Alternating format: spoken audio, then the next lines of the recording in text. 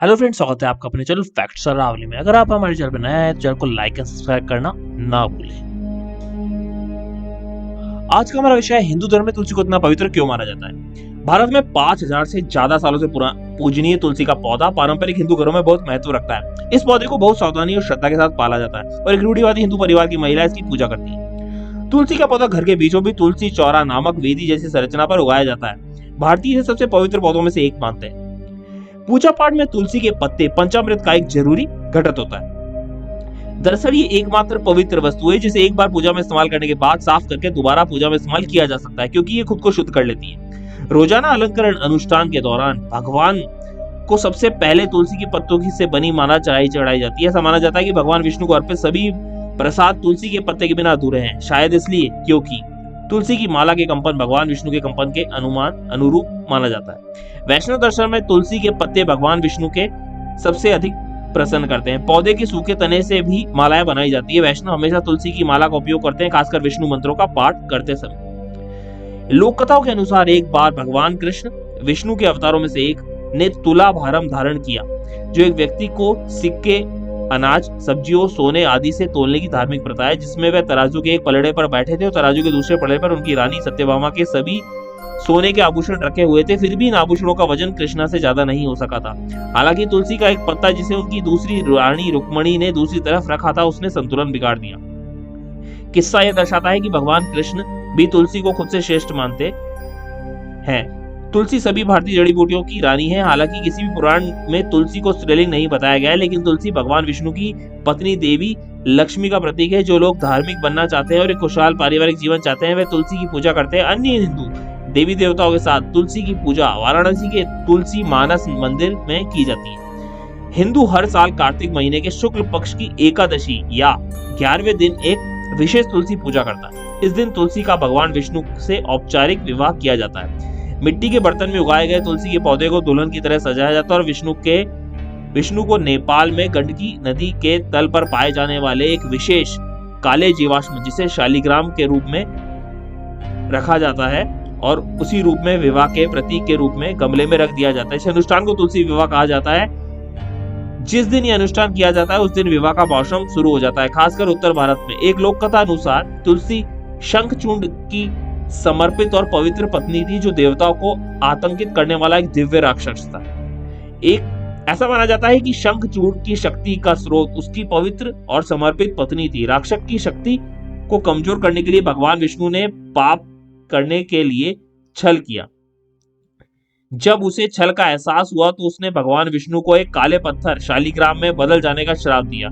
उसकी भक्ति और धर्म के प्रति निष्ठा को देखकर विष्णु ने उसे आशीर्वाद दिया और कहा कि वह एक धन्य पौधे के रूप में पृथ्वी पर रहना जारी रखेगी, उसकी पूजा की जाएगी और उसके सर पर सुशोभित होगी। इसके बाद तुलसी विवाह परंपरा शुरू हुआ।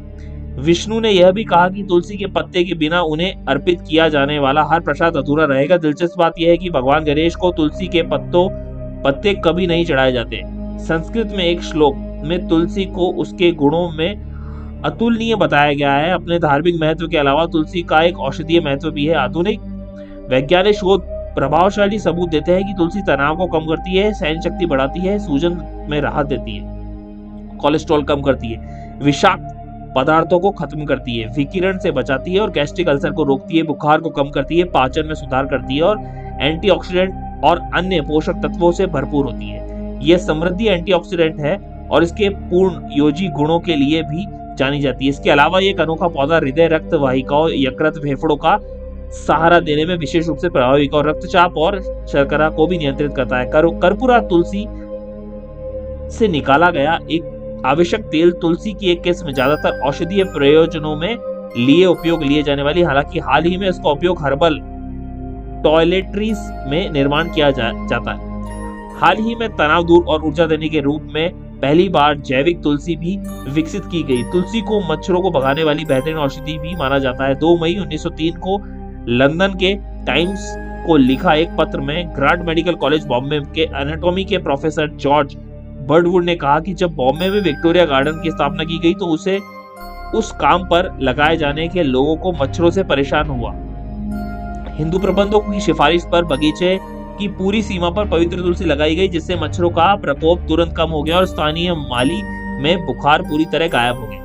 तुलसी के पौधे की देखभाल करते समय कुछ बातों का ध्यान रखना चाहिए। यह किसी भी तेज गंध के प्रति बहुत संवेदनशील है, इसलिए अगर कोई महिला अपने मासिक धर्म के दौरान पौधे को छूती है या उसके पास जाती है तो पौधा जल्द ही मुरझा जाता है। फिर यह पौधा रात में विद्युत आवेगों का निर्वहन करता है जो मनुष्य के लिए हानिकारक है, और इसलिए रात में तुलसी के पत्ते को तोड़ना मना है। इसी कारण तुलसी को वृंदा के नाम से भी जाना जाता है, जिसका अर्थ है विद्युत ऊर्जा।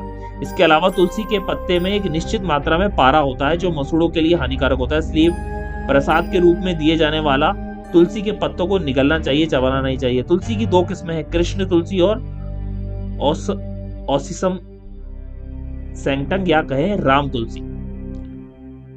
काली पत्ती वाली तुलसी को कृष्ण या श्याम तुलसी के नाम से जाना जाता है और उसके गुण अलग अलग होते हैं। राम तुलसी का कर्पूरा तुलसी का इस्तेमाल आमतौर पर पूजा के लिए किया जाता है। तुलसी की एक और किस्म को अंग्रेजी में पवित्र तुलसी के रूप में जाना जाता है और इसका इस्तेमाल व्यंजनों में स्वाद बढ़ाने के लिए किया जाता है, जिसे बेसल कहते हैं। तुलसी की छोटी छोटी मालाओं से बने पवित्र हार लोगों को द्वारा पहने जाते हैं। तुलसी की माला पहनने वाले व्यक्ति के चारों ओर चुंबकीय क्षेत्र विकसित हो जाता है और उसे स्टैटिक ऊर्जा का क्षय भी रोकता है।